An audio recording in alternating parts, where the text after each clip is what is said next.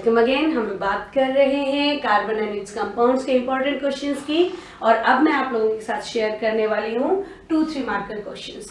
आप लोगों की स्क्रीन पे फ्लैश हो रहा होगा।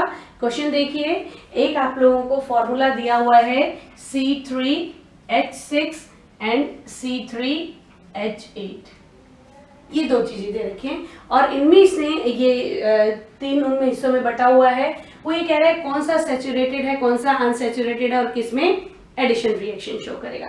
सैचुरेटेड अनसैचुरेटेड का क्या मतलब होता है पहले ये बताएंगे। सैचुरेटेड वो होते हैं कंपाउंड्स जिनमें कार्बन कार्बन सिंगल बॉन्ड होते हैं, अल्केन्स, और अनसैचुरेटेड क्या होते हैं जिनमें कार्बन कार्बन डबल या ट्रिपल बॉन्ड होते हैं। जनरल फॉर्मूला मैं आपको बता देती हूँ क्या होता है। जनरल फॉर्मूला किसका, अल्केन्स का होता है CnH2n+2, यह है अल्केन्स। अल्कीन्स का होता है CnH2n एंड अल्काइन का होता है CnH2n-2। अब इनमें से जो भी इनमें से फिट होगा वो देख लेते हैं। जो भी होगा देखा, ये C3H6 यानी कि कार्बन से डबल हाइड्रोजन है, कौन सा हो गया, अल्कीन। देखते ही पता चल गया कि अनसैचुरेटेड है। C3H8 कार्बन से डबल प्लस 2 हाइड्रोजन है यानी कि अल्केन्स, तो ये क्या हो गया आपका सैचुरेटेड, और ये हो गया अनसैचुरेटेड। इनका चाहे तो हम स्ट्रक्चर भी बना सकते हैं। C3 बोलते हैं, हम क्या करेंगे 1 2 3 कार्बन्स, और इनकी वैलेंसी कैसे पूरी करेंगे, कितने हाइड्रोजन हमारे पास 1 2 3 4 5 एंड 1 2 3 4 5 6, राइट।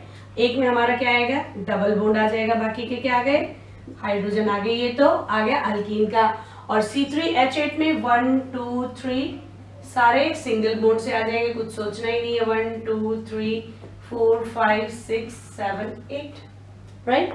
अब ये कह रहे हैं इन दोनों में से एडिशन रिएक्शन कौन शो करेगा। तीसरा क्वेश्चन इसका ये है कि which one of them will undergo addition reaction. हमें मालूम है एडिशन कब होगा, जब कहीं कमी है। यहाँ तो इसके पास कोई जगह ही खाली नहीं है, यहाँ पे ये वाली जगह खाली है, तो एडिशन रिएक्शन कौन शो करेगा, C3H6। कैसे शो करता है, याद करो, हाइड्रोजनेशन, हम हाइड्रोजन ऐड कर सकते हैं इसमें, C3H6 प्लस H2। अगर मैं इसको स्ट्रक्चर ही बना के करूं तो आपको और ज्यादा अच्छे से समझ में आएगा।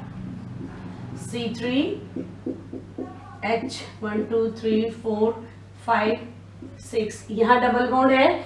ये हाइड्रोजन किसकी प्रेजेंस में, निकल या पैलेडियम कैटलिस्ट की मदद से हाइड्रोजन, दो हाइड्रोजन यहाँ पे आकर के जुड़ जाएंगे। ये गलत ना, ये दो हाइड्रोजन यहाँ पे आके जुड़ जाएंगे, तो अब हमारा क्या हो जाएगा, कंपाउंड हो जाएगा C3H8। स्ट्रक्चर आप लोग बना सकते हो इस चीज का। तो ये वाला क्वेश्चन यहाँ पे खत्म हुआ। मैं आप लोगों को थोड़ा सा फास्ट करा रही हूँ बिकॉज ये क्वेश्चन आंसर सीरीज है, समझा मैं जरूर रही हूँ, लेकिन अगर आपको कहीं कोई डाउट आता है तो एक्सप्लेनेटरी वीडियोस आप देख सकते हो जिसमें मैंने इन सबको बहुत डिटेल में एक्सप्लेन किया हुआ है। नाउ अगला क्वेश्चन क्या कह रहा है, इथेनोइक एसिड के मॉलिक्यूल के स्ट्रक्चर को ड्रॉ करो।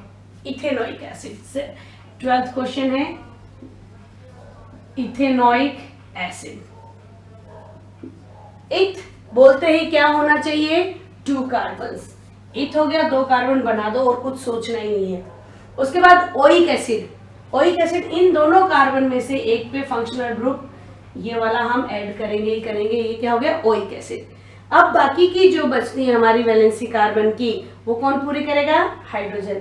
इस कार्बन की तो 1 2 3 4 पूरी हो गई। यहाँ पे इस कार्बन के पास एक तो वैलेंसी पूरी है, एक हाइड्रोजन, दूसरा हाइड्रोजन, तीसरा 1 2 3 4 वैलेंसीज पूरी हो गई। ये इथेनोइक एसिड है और इसको हम कैसे लिख सकते हैं, CH3COOH, इथेनोइक एसिड। अगला क्वेश्चन देख लेते हैं। ये कुछ केमिकल रिएक्शन पूछ रहा है आपको। ये कह रहा है कि इथेनोइक एसिड, इसी से रिलेटेड ले लेते हैं। इथेनोइक एसिड रिएक्ट करेगा किस किस के साथ। इथेनोइक एसिड रिएक्ट कर रहा है 3 के साथ, इसने रिएक्शन दिखाया। पहला किसके साथ, अगर ये सोडियम के साथ रिएक्ट कर रहा है। दूसरा ये रिएक्ट कर रहा है सोडियम कार्बोनेट के साथ, Na2CO3 के साथ, और तीसरा ये NaOH के साथ रिएक्ट कर रहा है। तो क्या कंपाउंड बनेंगे? इथेनोइक एसिड का मैं यहाँ पे फॉर्मूला लिख लेती हूँ, CH3COOH प्लस। सोडियम के साथ रिएक्ट करके क्या करेगा? देखो ये एसिड है तो नो डाउट मैं ये वाले को यहाँ स्ट्रक्चर यहाँ ऐसे बना लेती हूँ, C डबल बॉन्ड OH, ये इस तरह का स्ट्रक्चर होता है। जब ये एसिड है तो हमें मालूम है कि ये H आयन लिबरेट करेगा, तो ये वाला H आयन लिबरेट करेगा। इसका मतलब ये है कि हाइड्रोजन और ऑक्सीजन में होगी लड़ाई, और ये जो शेयर्ड इलेक्ट्रॉन है ये दोबारा बटेगा, और कौन ले जाएगा? क्योंकि ऑक्सीजन ज्यादा इलेक्ट्रोनेगेटिव है। ऐसा होने पे ये बॉन्ड किस तरह का बन जाएगा? ऑक्सीजन पे नेगेटिव चार्ज और हाइड्रोजन यहाँ पे H आयन लिबरेट होगा। तीनों ही रिएक्शन इसी तरीके से होंगे। ये देखो जैसे ही O नेगेटिव होगा तो O नेगेटिव के साथ सोडियम क्या होता है? मेटल, इलेक्ट्रॉन देता है। इसके साथ क्या आके जुड़ जाएगा? सोडियम आके जुड़ जाएगा, क्या बन जाएगा? CH3COONA प्लस 2 हाइड्रोजन आयन मिलकर क्या बना देंगे? हाइड्रोजन गैस लिबरेट कर देंगे। फिर वही वाली बात, Na2CO3 क्या है? बेस है। ये क्या है? एसिड है। याद करो मेटल्स एंड नॉन मेटल्स में, सॉरी एसिड बेसिस और सॉल्ट्स में रिएक्शन किसका? Metal with carbonates. हमने बात की थी मेटल कार्बोनेट्स के साथ, और मैंने कहा था जब भी मेटल कार्बोनेट्स रिएक्ट करते हैं एसिड के साथ तो क्या लिबरेट करते हैं? आंख बंद करके कार्बन डाइऑक्साइड एंड वाटर पक्का रिलीज करेंगे। और क्योंकि ये एसिड है तो यही वाला बॉन्ड इसी तरीके से टूटेगा, ये यहां से ये बनेगा, और Na2CO3 कहां से टूटेगा? ये भी टूटेगा, पॉजिटिव आयन अलग और कार्बोनेट आयन अलग। ये यहाँ पे ये कार्बोनेट आयन नेगेटिव है, सोडियम आयन पॉजिटिव है, तो नेगेटिव चला जाएगा पॉजिटिव के साथ, पॉजिटिव चला जाएगा नेगेटिव के साथ, तो ये तो आ जाएगा सोडियम के साथ CH3COONA। सोडियम इधर आ गया, कौन बचा? कार्बन डाइऑक्साइड, कार्बोनेट और हाइड्रोजन, ये मिलके क्या बना देंगे? H2O plus CO2, right. इसमें बैलेंसिंग करनी पड़ेगी आप लोगों को। बैलेंसिंग क्या होगी? यहाँ पे 2 सोडियम है, ओके, तो यहाँ पे हम लोगों को क्या लेना पड़ेगा? 2 सोडियम, ये भी 2 हो जाएगा और यहाँ पे ये भी 2 हो जाएगा, तब बैलेंस हो जाएगा। तो अभी नहीं कर रही हूँ क्योंकि ये सबके लिए मैं यूज कर रही हूँ, तो बैलेंसिंग आप करना। नाउ ये भी हो गया हमारा, ये भी हो गया। तीसरा, सोडियम हाइड्रोक्साइड के साथ कैसे रिएक्ट करेगा? एसिड और बेस, न्यूट्रलाइजेशन रिएक्शन, कुछ सोचना ही नहीं है। NaOH यहाँ से टूटेगा और ये तो यहाँ से टूटना ही है। सोडियम जाएगा ऑक्सीजन के साथ, H जाएगा OH के साथ, क्या बनेगा? बना देते हैं फिर से वही सेम कंपाउंड, वही बन रहा है हमारा CH3COONA प्लस H2O। दोनों ही न्यूट्रलाइजेशन रिएक्शन है, दोनों ही एसिड बेस रिएक्शन है, लेकिन ये कौन सा बेस है? कार्बोनेट वाला बेस है। तो जब भी कार्बोनेट बेस वाला एसिड के साथ रिएक्ट करेगा तो हाइड्रोजन के साथ साथ कार्बन डाइऑक्साइड जरूर जरूर लिबरेट होगी। ओके, अगला क्वेश्चन देख लेते हैं। क्वेश्चन कह रहा है, क्वेश्चन नंबर 14, कार्बन की वो प्रॉपर्टीज बताओ जिसकी वजह से ये इतने सारे कंपाउंड्स बना रहा है। 2 प्रॉपर्टी पूछे, हम 4 बात कर लेते हैं। चलो, पहली property catenation.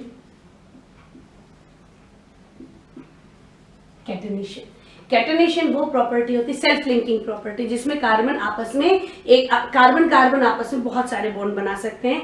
Small size catenation and small size of carbon. Catenation तो और भी शो कर सकते हैं, लेकिन कार्बन का छोटा साइज होने की वजह से ये बहुत ज्यादा लंबी लंबी चेन्स बना सकता है। एक ही चेन में हंड्रेड्स ऑफ कार्बन भी जुड़े हो सकते हैं, ये इसकी खासियत है। दूसरी खासियत है इसकी टेट्रावैलेंसी। टेट्रावैलेंसी क्या होती है? टेट्रावैलेंसी मतलब इसके आउटर मोस्ट शेल में 4 इलेक्ट्रॉन है, ना ये 4 लूज कर सकता, ना ये 4 गेन कर सकता, तो इसकी मजबूरी है शेयरिंग करके कंपाउंड्स बनाने की। टेट्रावैलेंसी इसकी खासियत है। फिर तीसरी चीज है आइसोमेरिज्म। आइसोमर्स बनते हैं इसके। आइसोमेरिज्म एक फिनोमिना है जिसमें कि कोई कंपाउंड, सेम मोलिकुलर फॉर्मूला का कंपाउंड अलग अलग स्ट्रक्चर्स में पाया जाता है। अभी मैं अगले क्वेश्चन में इसी को डिस्कस करूंगी। And fourth is multiple bond formation. Multiple bond formation, carbon carbon आपस में single bond, double bond, triple bond भी बना सकता है। तो ये 4 प्रॉपर्टी हैं कार्बन की खास, जिसकी वजह से ये इतने सारे कंपाउंड्स बनाता है। इसी का 14th का ए हो गया, 14th का बी क्वेश्चन देखेंगे आप लोग। 14th का ए हो गया अभी, एंड बी इज दिस। ये क्वेश्चन कह रहा है कि जब साबुन को हम पानी में डालते हैं तो वो मिसल फॉर्मेशन करता है, लेकिन अगर अल्कोहल में डालेंगे तो मिसल फॉर्मेशन नहीं करेगा, कारण बताओ। तो इस कारण के लिए पहले तो मैं बताती हूँ कि साबुन पानी में मिसल फॉर्मेशन कैसे करता है। देखेंगे, ये सोप मॉलिक्यूल है, ये आप लोग जानते हैं इस फॉर्मूला को। ये फॉर्मूला का मतलब क्या होता है, ये जितने भी एंड्स है ना, इनका मतलब है कार्बन। तो दिस इज कार्बन, ये सारे के सारे क्या हैं, ये कंडेंस्ड फॉर्मूला होता है जल्दी जल्दी लिखने के लिए। सोप मॉलिक्यूल 15 से 18 तक के कार्बन मॉलिक्यूल जो होते हैं सोप मॉलिक्यूल होते हैं, और उसका जो फॉर्मूला होता है RCOONA। R is alkyl group. Alkyl group क्या होता है, अल्केन में से जब हम एक हाइड्रोजन हटा देते हैं, जैसे मीथेन में से एक हाइड्रोजन हटा देंगे तो क्या बचेगा, CH3, that is methyl, ethyl, propyl, butyl, pentyl, जितने भी होते हैं उनको हम R नाम देते हैं। वो एक हाइड्रोजन हटके इस पे क्या जुड़ा हुआ है, COONA। ये वाले जो कार्बन है इनकी देखो वैलेंसी कैसे पूरी होगी, एक यहाँ पे जुड़ा है तो यहाँ पे ये हो गया हाइड्रोजन, इसकी 2 वैलेंसी पूरी है, यहाँ पे 2 हाइड्रोजन है। तो जितने भी ये जो, अगर मैं इसको मॉलिक्यूल को फिर से ऐसे बना के दिखाऊं, इस टर्मिनल का मतलब होता है CH3, इसका मतलब CH2, CH2, CH2, CH2, CH2, CH2, ये फिर से है CH3 अगर मैंने कुछ नहीं जोड़ा। और अगर मैं CH3 ना जोड़ करके मैंने क्या जोड़ दिया है, COONA, तो यहाँ पे ये क्या होगा, COONA। ये सोप मॉलिक्यूल का स्ट्रक्चर है। और जब हम इसको पानी में घोलते हैं तो ये यहाँ से टूटता है, COO नेगेटिव पार्ट, ये पॉजिटिव पार्ट, और ये वाला जो पार्ट है ना बेटे, यहाँ पे इसको हम लोग एक और बना के दिखा देते हैं। इसको हम लोग ऐसे शो करते हैं, आपके बुक्स में ऐसे मिलेगा। ये वाला जो एंड है ये है हाइड्रोफोबिक, जो पानी में नहीं घुलता, वाटर लविंग नहीं है, और ये एंड जो है हाइड्रोफिलिक है, हाइड्रोफिलिक एंड है। अब जैसे हम इसको पानी में घोलेंगे तो जो ऑयल वाला पार्ट है उस पे जाकर के ये चिपक जाएगा, बिकॉज ये वाटर हीटिंग पार्ट है, ये पानी में डिसॉल्व नहीं होगा। और चिपक करके कैसे, मान लो ये ऑयल है, बहुत सारे सोप के मॉलिक्यूल्स हैं, वो इससे कैसे जुड़ जाते हैं, ऐसे ही तो मिसल बनता है ना, आप लोगों ने देखा है मिसल फॉर्मेशन। मैं साथ के साथ इसमें आपको क्लींजिंग एक्शन भी बता ही देती हूँ, थोड़ा जल्दी में बना रही हूँ, हो सकता है। ये नेगेटिव एंड है जो कि हाइड्रोफिलिक एंड है। हाइड्रोफोबिक जो एंड थे वो जाकर के कहाँ चिपक गए, ग्रीस पे चिपक गए, जो ऑयली पार्ट है, राइट। अब देखो इसके आगे क्या होता है ये भी मैं आप लोगों को बता देती हूँ। एक्चुअल में क्या होना शुरू होता है, किस तरह से क्लींजिंग करता है, ये साथ के साथ क्लियर कर देते हैं। चलो अल्कोहल वाला तो बाद में बताऊंगे। अब क्या होता है क्लींजिंग एक्शन में, ये जो हाइड्रोफोबिक और हाइड्रोफिलिक पार्ट से, हाइड्रोफिलिक वाटर लविंग कोई दिक्कत नहीं, पानी में आके घुल गया। ये जो हाइड्रोफोबिक पार्ट था वो ग्रीस से, डर्ट से जाके चिपक गया।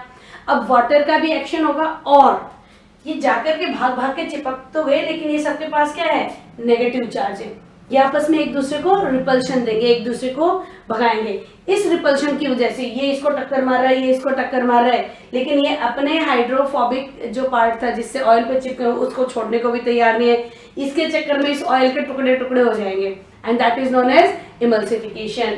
मैं इधर बना देती हूँ इसको, इमल्सिफिकेशन हो जाएगा। कैसे, ये ऑयल छोटे छोटे टुकड़ों में, इमल्सिफिकेशन का मतलब होता है फैट्स का या ऑयल्स का छोटे टुकड़ों में टूटना। किसकी वजह से, इनकी छीना झपटी में इन्होंने खींचा इसको। तो अभी भी जितने भी फैट के टुकड़े हैं उनसे ये ऐसे जुड़े ही रहेंगे, छोड़ने वाले तो है नहीं ये मॉलिक्यूल्स, हाइड्रोफोबिक जो एंड है। अब क्या हो जाएंगे, छोटे छोटे टुकड़ों में बढ़ जाएंगे। और असली चीज क्या है, ये इसकी जो कपड़े से पकड़ थी वो छूट चुकी है इमल्सिफिकेशन की वजह से। बहुत सारे आ जाएंगे सॉल्यूशन में, आप लोग बना लेना। अब जैसे वाटर हम लोग वॉश आउट करेंगे तो ये तो जाएगा ही जाएगा, साथ में इस डर्ट के मॉलिक्यूल को भी लेके चला जाएगा।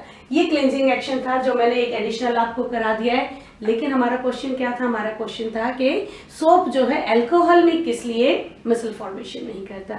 अल्कोहल में इसीलिए नहीं करता क्योंकि सोप ऑर्गेनिक कंपाउंड है और अल्कोहल भी ऑर्गेनिक कंपाउंड है, और वो उसमें डिसॉल्व हो जाएगा, इसीलिए नहीं करता। वाटर में हाइड्रोफोबिक है तो डिसॉल्व नहीं होता। नाउ अगला एक और क्वेश्चन कर लेते हैं, नेक्स्ट क्वेश्चन देख लेते हैं। 15th क्वेश्चन है ये।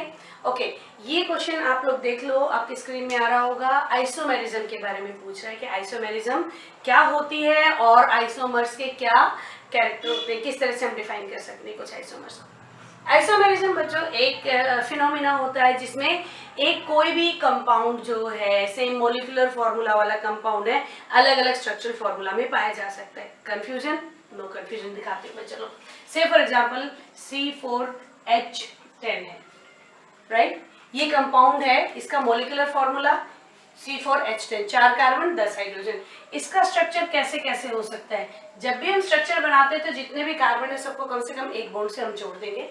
देन देखिए कितने हाइड्रोजन अपने पास, 10 हाइड्रोजन है, तो 1 2 3 4 5 6 7 8 9 10। ब्यूटेन, एन ब्यूटेन भी कहेंगे, नॉर्मली आइसोमर में स्ट्रेट चेन है। यही वाले कंपाउंड को हम ऐसे भी बना सकते हैं, इसका स्ट्रक्चर ऐसे भी बन सकता है। कार्बन को इधर जोड़ दो, देखें जरा हाइड्रोजन कितने हुए, 1 2 3 4 5 6 7 8 9 10। ये क्या हो गया? सेम मॉलिक्यूलर फॉर्मूला है, वही है C4, 4 कार्बन और 10 हाइड्रोजन। मॉलिक्यूलर फॉर्मूला सेम है लेकिन दोनों का स्ट्रक्चर अलग हो गया। तो ऐसे उनको हम लोग कहते हैं आइसोमर्स। ये आइसोमर्स हैं, they have the same molecular formula but they do have different structural formula. ये ब्यूटेन के 2 ही आइसोमर्स बन सकते हैं। जैसे जैसे कार्बन के नंबर बढ़ते चले जाएंगे आइसोमर्स के नंबर भी बढ़ते चले जाएंगे, आप बना सकते हो। तो इनको हम कहते हैं आइसोमर्स। और आइसोमर्स का जो स्पेशलिटी होती है, जो कैरेक्टर्स होते हैं, वो क्या? They have same molecular formula number 1, they have different structural formula number 2, they have same molar mass तो सेम होगा, उतने ही कार्बन उतने ही हाइड्रोजन।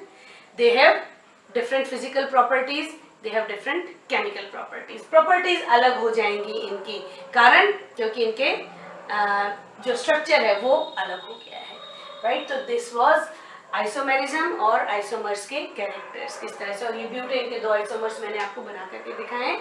आगे और बहुत सारों के आप लोग खुद प्रैक्टिस करेंगे।